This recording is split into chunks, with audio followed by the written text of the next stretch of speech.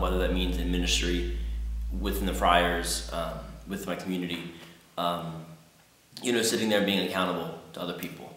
I've lived a lot of my ministerial life kind of doing my own thing, and so I think having to come home at the end of the day and explain to people what I did and why I did it, and hearing their criticism, and in the end, working through those community dynamics. And so I think just feeling that personal relationship and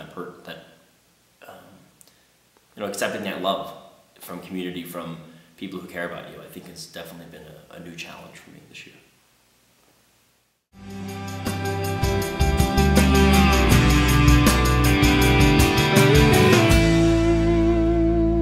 The people of Camden are just so much fun. I mean, the other day, a few weeks ago, I was walking through the parking lot of the school, and it was recess, and all the kids just surrounded me, to the point like we were moving in one mass, like 30 kids around me, and I was just moving across the parking lot. Or I'll be at the Spanish mass, and I'll just look around, and I have like this like foolish, stupid smile on my face, like these families, these Hispanic families coming in, or the new baby is getting presented to the church, and just I think the often overlooked beauty of the people of Camden, and being one of those privileged insiders to come in and see that in a completely different way has just, it's brought me great joy, but it's also rocked my world in so many different ways, and has really blown up my vision of God, and constantly forces me to see God in new and different ways.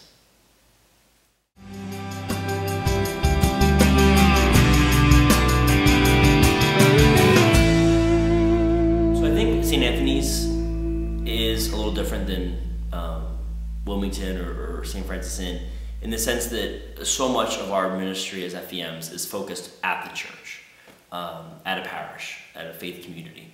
And I think that makes a difference in a few ways, and mainly to see the interconnectedness of everything. The parish grade school feeds the church feeds the grade school, which feeds Francis House, and then that is our base from where we go out and do ministry in the community.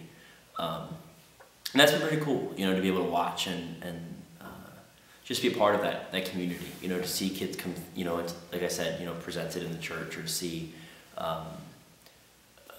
different family members or brothers and sisters getting along and, doing well in school, and holding them accountable when they suck, and holding me accountable when I don't hold up my end of the bargain. It's that just parish dynamic is something I never really lived before, and it's been a lot of fun to do so. Do you have a favorite? I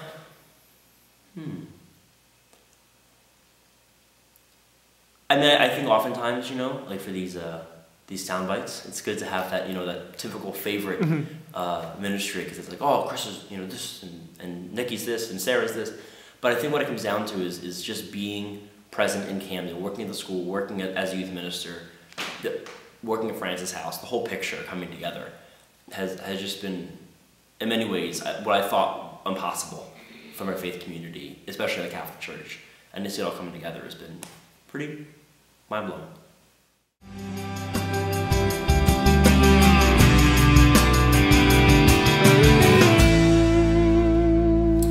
So this is something that I never would have expected walking into Camden, but the friars at Camden constantly inspire me and amaze me at their commitment to Camden.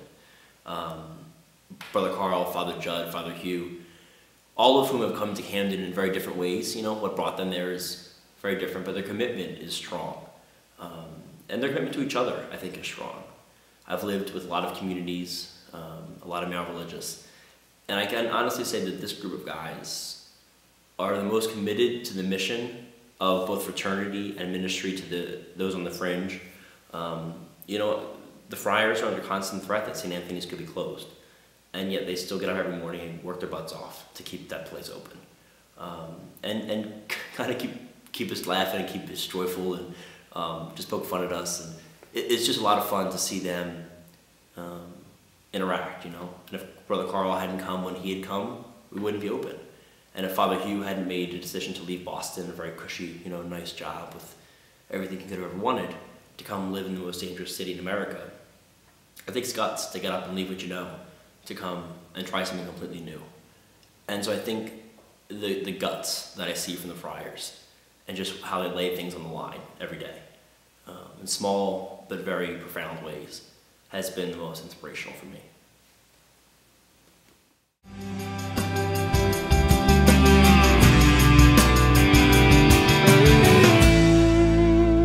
When I came into FEM, having had a very bad experience working for the institutional church in the Archdiocese of Philadelphia, and then to come into FEM and to see a completely different vision of ministry, a completely different version, and to know that this existed in the Catholic Church. You know, it's no secret that if life had gone differently and I hadn't found FEM, I would not still be in the Catholic Church. I would not be doing the work that I love doing. And I think every day I wake up aware that there are challenges, that there are enormous things facing us. But I can say, you know, FEM for the first time is really, I think in coming to FEM, I can say for the first time I really love what I do. In working at the high school, at Father Judge High School, I liked it, I liked the kids, but it was always stressful, it's always, you know, challenging in too many different ways. But FEM just provides a great level of support, provides phenomenal opportunities to do great work. Early in the year in Camden, we were doing a peace march, and the chief of police was there, and the FBI representatives were there, and I'm driving the poop out van, you know, the church van, and I have some guys, some of our former students from the high school in Philadelphia, Father Judge, and I have some ladies, you know, singing in the pouring rain, singing native Guatemalan songs, you know, begging for peace in our streets, you know, and I just thought, when would I have ever thought this possible? And so I think FEM has allowed me to believe that our God is a God who dreams the impossible, and that our human existence could never possibly fathom what God has in store. And so I think just letting God kind of enter into my life and letting God do work in the way He always does, it's been very interesting to open myself up to that. And I think that's been something FEM has encouraged me to do.